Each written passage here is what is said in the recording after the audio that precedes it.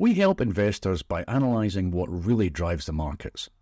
Along the way, we often uncover a market myth, something most investors believe moves the markets but really doesn't.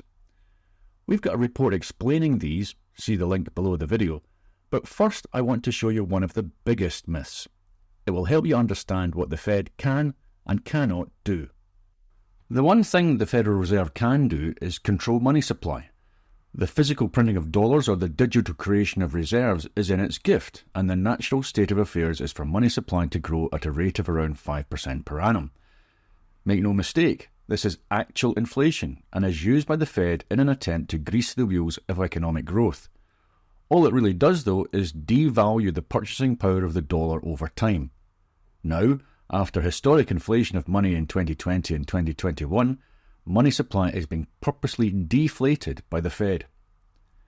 When it comes to interest rates, though, the Fed is not in control. The Fed does not lead, it follows the market. This chart shows the Fed funds rate alongside the US Treasury 2-year yield, and you can see that at major turning points, it's the 2-year yield that moves first, and then, after a while, the Fed changes its benchmark interest rate. This was profoundly the case in 2019, when the Fed cut rates well after the 2-year yield had declined.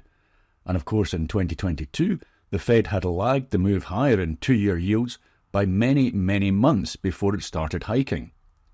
Conventional analysts and the financial media are obsessed with how the Fed will change interest rates, thinking that it will influence the financial markets.